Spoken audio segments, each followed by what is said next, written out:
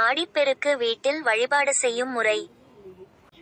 ஆடி மாதம் சிறப்பு மிகுந்த மாதம் என்றாலும் அந்த ஆடி மாதத்தில் வரக்கூடிய சில குறிப்பிட்ட நாட்கள் மிகவும் சிறப்பு மிகுந்த நாட்களாக கருதப்படுகின்றன.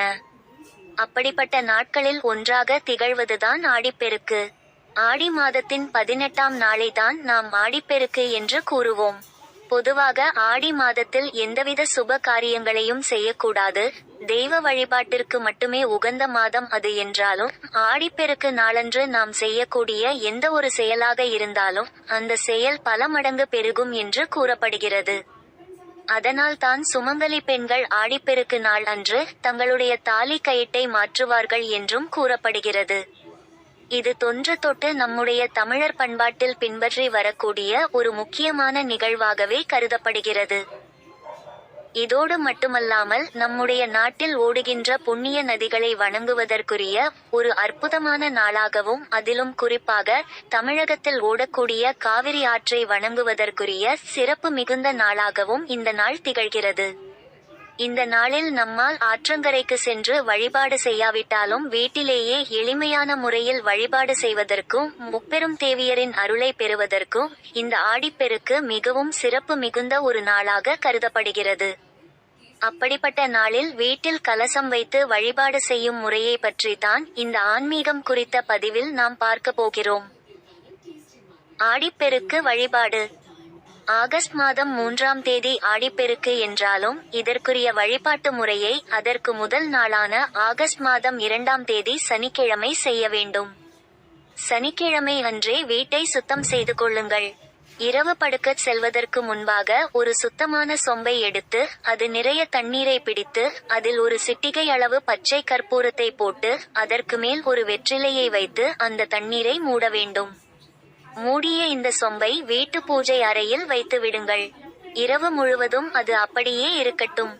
மறுநாள் ஆடிப்பெருக்கு அன்று காலையில் எழுந்து சுத்தமாக தலைக்கு குளித்துவிட்டு பூஜை அறையில் இருக்கக்கூடிய அந்த சொம்பில் இருக்கும் தண்ணீரை எடுத்து வீட்டில் வளர்க்கக்கூடிய துளசி செடிக்கு முழு மனதோடு மகாலட்சுமி தாயாரை நினைத்து அபிஷேகம் செய்ய வேண்டும். பிறகு ஒரு சொம்பு அல்லது குடத்தை எடுத்துக்கொள்ளுங்கள். அது நிறைய சுத்தமான தண்ணீரை பிடித்துக் கொள்ளுங்கள். அந்த தண்ணீரில் ஒரு ஏலக்காய், சிறிதளவு பன்னீர், சிறிதளவு பச்சை கற்பூரம், சிறிதளவு மஞ்சள் தூள், சிறிதளவு கல் உப்பு இவை அனைத்தையும் போட வேண்டும். பிறகு நல்ல தேங்காயாக ஒரு தேங்காயை எடுத்து அதை சுத்தம் செய்து அதற்கு மஞ்சள் தடவி குங்குமம் வைத்து அந்த சொம்பிற்கு மேல் வைக்க வேண்டும். இப்பொழுது கலசம் தயாராகிவிட்டது. இந்த கலசத்தை ஒரு தட்டு அல்லது இலையில் பச்சரிசியை கொட்டி பரப்பி அதற்கு மேல் வைக்க வேண்டும். கலசத்திற்கு வாசனை மிகுந்த மலர்களை மாலையாக போடலாம் அல்லது வீட்டில் தங்க ஆபரணங்கள் இருக்கும் பட்சத்தில் அந்த ஆபரணங்களையும் எடுத்து போடலாம். இவ்வாறு வைத்துவிட்டு சரஸ்வதி தேவியின் மந்திரங்களையும் மகாலட்சுமி தாயாரின் மந்திரங்களையும் பார்வதி தேவியின் மந்திரங்களையும் கூறி வாசனை மிகுந்த மலர்களால் அந்த கலசத்திற்கு அர்ச்சனை செய்ய வேண்டும். இதோடு சேர்த்து புனித நதிகளின் பெயர்களையும் கூறி அர்ச்சனை செய்ய வேண்டும். இந்த கலசத்திற்கு முன்பாக ஒரு வாழை இலையை விரித்து அதில் சர்க்கரை பொங்கல், பொரி உருண்டை, தேன் மிட்டாய், எள்ளுருண்டை, கடலை மிட்டாய் போன்றவற்றை படையலாக போட வேண்டும். பிறகு கற்பூர தீப தூப ஆராதனை காட்டி வழிபாட்டை நிறைவு செய்த பிறகு சுமங்கலி பெண்கள் தங்களுடைய தாலி சரடை மாற்ற வேண்டும்.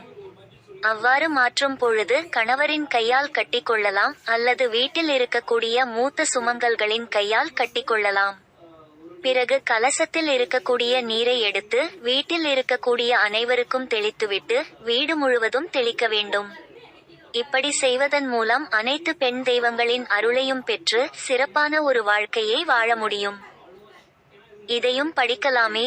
தெய்வ சக்தி 5 அறிகுறிகள்.